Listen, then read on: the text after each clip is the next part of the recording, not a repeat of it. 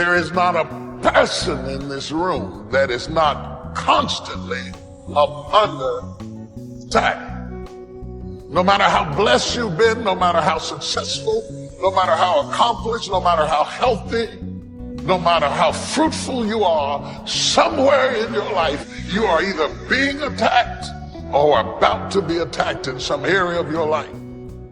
What is it that will make it worth it for you to face the rejections?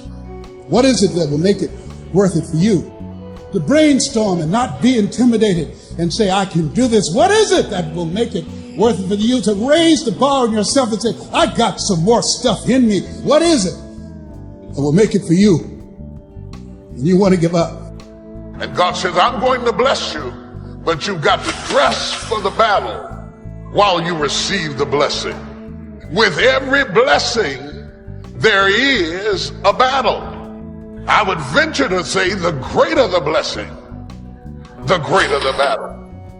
The enemy would not send that level of battle against you if there were not that level of blessing before you. The level of battle you face is an indication of the level of blessings that you stand to receive. No robber robs an empty house. Nobody holds up a bag lady because she doesn't have anything to steal. If you're up under attack, there's something to be gained. See, you got all dressed up not to run. You got dressed up to stand, not to give place or territory, not to evacuate the turf that's yours. And it's in these moments right now that so often we feel like backing down. Life ain't gonna be easy. Ain't nobody gonna hand you nothing. You still gotta go to work. You still gotta compete against everybody in your industry. Life's still gonna happen while you trying to blow up. It's the obstacles in our life. It's the hardships. It's the mountains that we climb that make life worth living. But the mountain's not supposed to stop you. Your mountain has the materials for your miracle. Just because you feel afraid doesn't mean you have to be afraid. Just because you feel discouraged doesn't mean you have to be discouraged. Just because you have fear doesn't mean fear has to have you. It's hard to handle it. You got to fortify yourself and say, come on with it. I've got to step into it. If you're going to be successful in this game, you got to have a dog within you. You got to know it's a dog fight, and you got to go get that fight. A man's character is not judged after he celebrates a victory, but by what he does when his back is against the wall. So no matter how great the setback, how severe the failure, you never give up.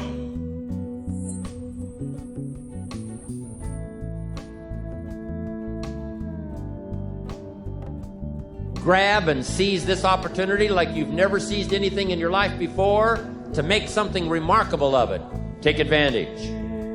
Don't be lazy, especially in the spring. Don't be distracted, especially in the spring. You've got to take advantage of every spring that comes because there's only a handful. Life isn't forever. It finally comes to an end. One of the Beatles wrote, all things must pass. The sunrise doesn't last all day. Spring doesn't last all summer. The sunset doesn't last all night. We all have periods of time, pieces of time. And when those pieces of time comes, what you've got to do is take advantage of each time that comes. At the longest, life is brief. At the longest, life is just a small period of time.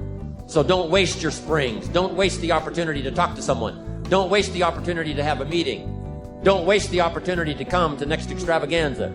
Don't waste the chance. Each spring that comes, take advantage of them because there's just a few. Don't let them all pass. Take advantage. Now here's number 3. In the course of the seasons, 1 is the winter, 2 is the spring, 3 is the summer. The summer's called challenging time. In the summer, we've got 2 things going for us. 1 is opportunity, but the other is to watch out for your enemies. Nourish your values in the spring. in the summer. Like a mother, nourish the values. Distributors you've got, make sure that they get plenty of nourishment from you, plenty of training from you, plenty of understanding from you. Don't be short, don't be careless. Give them your best, like a mother would give the best to her child. Be like a mother in the summer and give the best you've got to everybody you can reach and everybody you can touch. It's called opportunity in the making. Be careful of those around you. Well, here's what you've got to understand. It's not the 13th floor that sends you your check. It's not the computer that sends you your check. Some live human being had to make it possible for that money to finally get to you. So remember, it's human beings that make our lives valuable.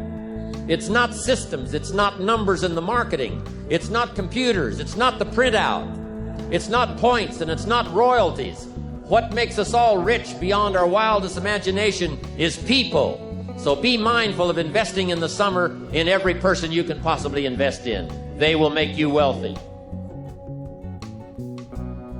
Of course you struggle to remember it in your day-to-day life because life is difficult and it's harder to do things than not to do them, and it's harder to do them well than to do them badly.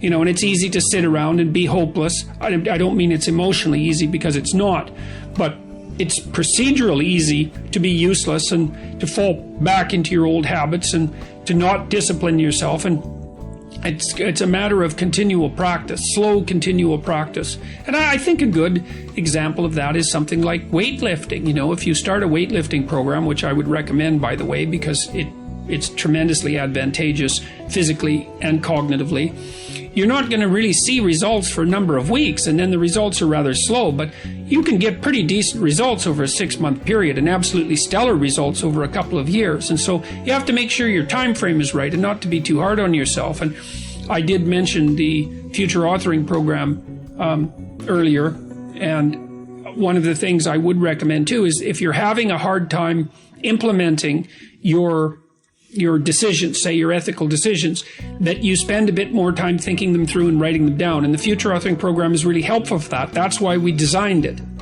And so get your goals straight and continue to practice every day. And if you're not succeeding, then make your goals slightly smaller. You want to make your goals large enough so that they challenge you, but small enough so that you have a reasonable probability of succeeding at them on a day-to-day basis. And then you have to also understand that if you fail on a given day, like let's say you're trying to quit smoking and you quit for 2 weeks, and then you have a cigarette and you think, oh my God, now I've screwed it up. I'm not quitting anymore. You smoke a whole pack of cigarettes. It's like, well, there's a couple of mistakes there. And one is, well, just because you had a cigarette doesn't mean you failed. It just means that you had a cigarette. You can start stopping again the next day. And the fact that you had 1 cigarette in the last 2 weeks is a hell of a lot better than the 2 weeks that you had before that. And so you've got to be realistically humble. You've got to be ambitious enough in your goals so that you're pursuing something that you regard as truly meaningful and worthwhile. You know, and maybe you can judge that to some degree if you think about someone you love attempting the same thing and think about how you would feel if they managed it. And if you would feel good, then that's probably a good what would you say? That would be a good evaluation strategy to use on yourself. So you want your goals to be of sufficient nobility so that you can live with yourself properly if you're pursuing them, but you want them to be small enough so that you have a reasonable probability of implementing them. If you're having a discussion with someone and they're talking about things that don't have those characteristics, right, that they haven't made personal, then the conversation is almost never interesting. It's because the person they really are an empty shell through which ideology, cliches and slogans are pouring. There's nothing about that that's compelling because you don't see the grappling. You don't see that the other person has grappled with the ideas and come to their own unique conclusions. And it really is in that mingling of the abstract and the particular that compelling wisdom is to be found. And so that's